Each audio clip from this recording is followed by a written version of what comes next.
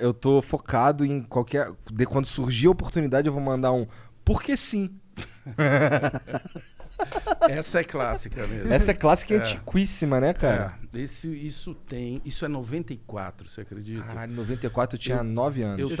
Eu tava na Copa dos Estados Unidos, trabalhando na cobertura e escrevendo esse quadro. Eu lembro disso, porque foi a primeira vez que eu tive América Online. Foi a primeira vez que eu tive e-mail.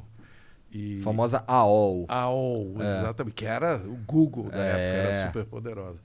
E aí o Telekid, né, estava sendo gestado, já tinha rolado o convite do Karl Hamburger, que dirigiu o Castelo, e tinha surgido a ideia do personagem. TV Kid, o que é isso? O Telekid é o cara do Porquê Sim Não É Resposta. Entendi. Eu não lembrava disso, eu não sabia nem que ele tinha um nome. Esse foi um problema de marketing do Telekid.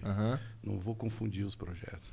Porque o professor Tiburcio, por exemplo, ninguém esquece o nome. Exato. É um ótimo nome. Porque tem a vinheta. Professor Tiburcio, né? Olá, classe. Olá, professor Tiburcio. Então, é legal entender a comunicação, né? É um mistério, né? Aliás, é um mistério estarmos aqui no Flow. Tudo é um Pra mistério. mim é um grande mistério. Que sucesso. Parabéns. Cara, obrigado. Obrigado. O visto do Marcelo Tais é algo... Não, realmente, cara, né? É Pouca muito coisa. legal. Mas o Telekid, só para não perder a história, Sim.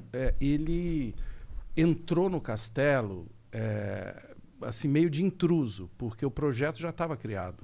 Já existia o Nino, já tinha todo mundo, né? Já tinha o próprio Castelo, já tinha 3 episódios prontos. E aí o Cal, eu morava no Rio nessa época, naquela cidade pacífica.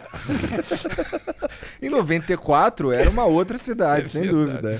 Era mais seguro? Era. Eu andava na rua, pô. Era, mas só que não muito. É que assim, como eu sou da Zona Norte ali, o caralho, pra mim a diferença que eu percebi foi brutal, sabe? Ao longo dos anos, assim, sei lá, quando eu saí de lá em 2016, nossa, era assim, tipo, em 2005, 2006, a gente parou de sair na rua, entendeu? Não tinha mais papo de brincar. Mas você na sabe rua. que quando eu morava no Rio nessa época, foi quando eu vi um tiro pela primeira vez, assim, ao vivo, na minha frente, e ainda o cara atirou e a bala pegou na calçada em Copacabana. Eu morava na Ministro Viveiros de Castro, ali bem, né? Curtiu muito ali a Prado Júnior? Prado Júnior, eu morava ali. E aí, cara, eu indo pra praia à noite, pra caminhar na praia, tudo. Aí eu vi tinha um gringo e tinha, assim, 8 moleques em cima dele, roubando, enfiando a mão. Parecia, assim, Parecia um Walking Covid. Dead. Parecia um elefante e os leões. E o gringo, obviamente, bêbado, né? Ali em Copacabana, saiu ali num lugar, boêmio e tal. E os moleques tentando enfiar a mão em todos os orifícios do gringo. E aí chega um soldado, a lei, atirando. Caralho. E eu indo pra praia, cara. Eu só queria caminhar. E aí primeira vez que eu vi tiro assim, vindo na minha direção, né? O cara, pá, pá, pá, aquele barulhinho de revólver fajuto. Não é aquele de videogame que faz aquele barulho. E aí a bala pegou na calçada e eu senti na minha perna, assim, sabe? Não a bala, mas. Um enfim, ventinho. talvez um caquinho de Pode calçada. crer, pode crer. Entendeu? E puta que pariu. Era o Rio Pacífico de 94. Caralho. Antes do Telekid, tu já tinha um lance de jornalismo, caralho, porque tu tava cobrindo a Copa de 94, né?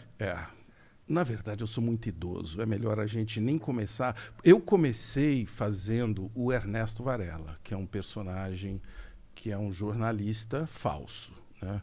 Ele tem um nome que não é o meu. E isso é 83. Cara, realmente você é um cara idoso. Então. Eu sou idoso. Eu tenho 61 anos. Sério? É. Cara, você tá muito bem conservado, eu diria. Eu não posso dizer o mesmo de você. Nem dele. Não é pai pra se for true. Agora eu vou ter que procurar a foto do filho dele, que é mais ou menos da minha idade, pra poder ver se o moleque tá conservado. Verdade, eu vou ver, é verdade. Não, vocês estão ótimos. Mas eu comecei com mas foi legal porque tinha uma turma muito boa. O meu primeiro parceiro, que inclusive fazia câmera e a gente editava os vídeos, era o Fernando Meirelles, o câmera do Varela, que também era um personagem chamado Valdeci. Enfim, a gente fez várias coisas, entrevistamos muitos políticos. Naquela época, vocês não acreditam, havia corrupção no Brasil. Uau, não, porque agora não tem mais. O Bolsonaro falou que Ele não acabou tem. com a Lava Jato porque acabou com a corrupção. Enfim, mas então eu comecei bem antes do Telekid. Depois teve o Tiburcio, que foi muito... Sem o Tiburcio não teria o Telekid, né? Isso era TV, você estava falando na TV? TV. Como que era trabalhar nessa época na TV brasileira? Como que era a TV brasileira? Cara, nessa parecia que a gente estava no YouTube, só que não tinha YouTube. Então a gente tinha que ficar batendo na porta das TVs. O grupo nosso chamava Olhar Eletrônico, então eram várias figuras vindas de vários... Que nem esses vagabundos que estão aqui, que não estão aparecendo. Vocês não fazem ideia da quantidade de escravos que existem aqui ao redor para que esta transmissão aconteça, né? Pior que hoje em Tem dia o chefe dos escravos ali. Então todos ali... Porque sabe que eu não lido com os escravos, né? Eu deleguei essa função para aquele cara ali. É ele que lida ele com é o os escravos. senhor dos escravos, eu tô vendo. Ele é o... Engenho. Senhor de Engenho. Não, é o... Capitão do Mato. É o Jean. Capitão do Mato. Mas enfim, o Olhar Eletrônico era esse grupo, assim. É tipo essa galera. Só que é engraçado você perguntar isso, porque nós ficamos batendo na porta das emissoras. Ninguém queria colocar aquela louco, porque eram vídeos bem radicais. Ninguém queria colocar no ar. E aí, finalmente, assim, a última emissora que a gente estava tentando, a TV Gazeta, grande potência, hoje, mas na época mal pegava na Avenida Paulista, colocou os primeiros vídeos nossos no ar. Maneiro. E foi bárbaro, porque foi bem radical. O Goulart de Andrade, eu não sei se vocês chegaram. O Goulart de Andrade teve um programa chamado Comando da Madrugada, era um cara bem mais velho que a gente, ele já tinha feito coisas na Globo, aqui de São Paulo, na madrugada. Era um cara bem marginal, assim, aquela TV marginal. O Goulart tinha alugado todos os horários da TV Gazeta e tinha lá um monte de horário vazio. E falou, vai lá, pessoal, vocês não querem fazer televisão? Vocês estão aí reclamando que quer fazer televisão? Vai lá. Só que ele falou isso numa quinta-feira. E falou que a gente tinha que estrear na segunda-feira, 2 horas ao vivo. A gente nunca tinha feito televisão. Fomos lá, deu tudo errado e por isso deu certo. Entendi. É igual vocês, é muito parecido. E o que Bem parecido. Deu tudo errado e por isso deu Mas certo. É verdade mesmo. E o que eram essas 2 horas? Não era nada, não tinha nome o programa. Não tinha nome. E a gente convidou o nosso amigo mais bonitinho para ser o apresentador. Nunca tinha feito nada, né? E nós já fazíamos muitos vídeos, tinham vídeos incríveis. A gente estava já há uns 2 anos. Vocês conhecem essa história, né? Você fica uns 2 anos ralando, não acontece nada, até que, enfim, alguém te abre um espaço. E aí a gente queimou em 1 mês todo o nosso esforço de produção.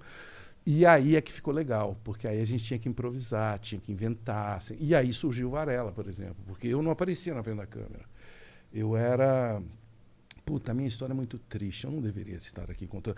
Porque eu estava fazendo engenharia na USP, na Escola Politécnica. E me encantei por aquela coisa chamada vídeo. Mas não adianta eu falar isso para vocês, porque falar vídeo no início dos anos 80 é igual falar blockchain. Pode crer. Hoje, você entendeu?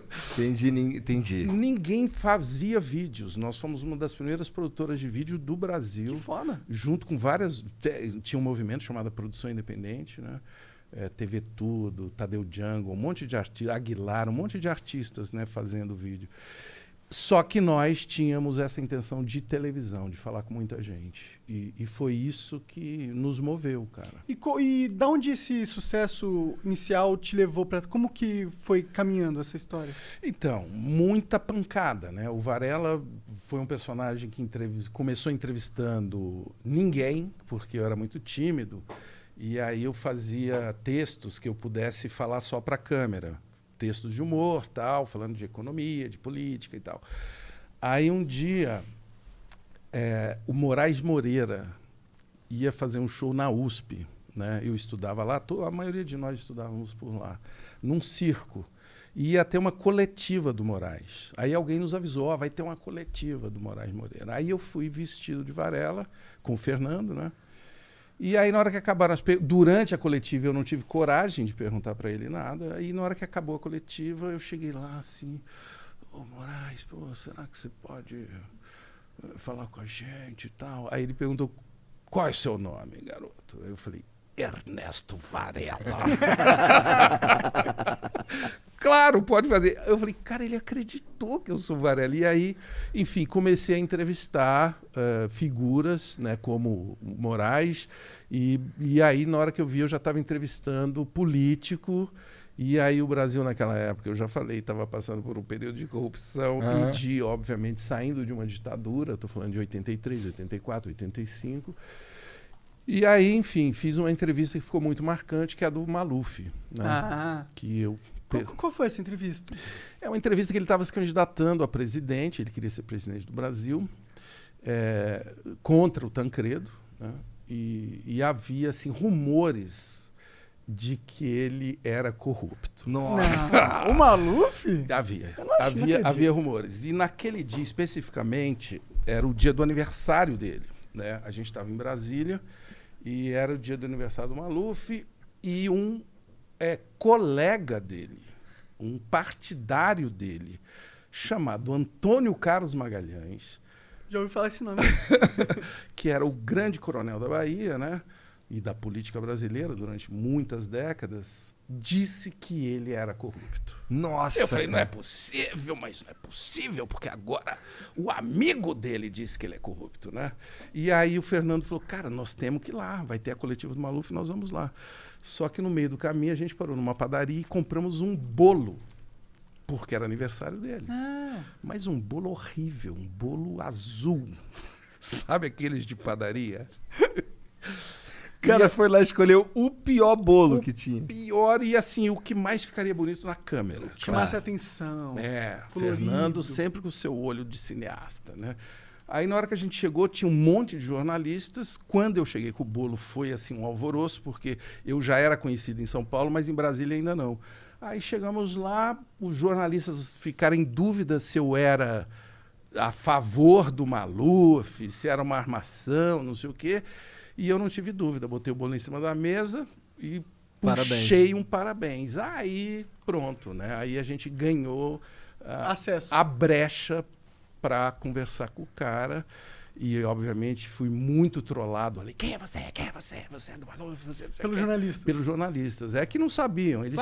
Eles tinham até razão, né? Poderia ser. O cara vem, pega um bolo e canta parabéns pro cara. Não, e eu fiz os jornalistas cantarem. Aí os caras todos constrangidos.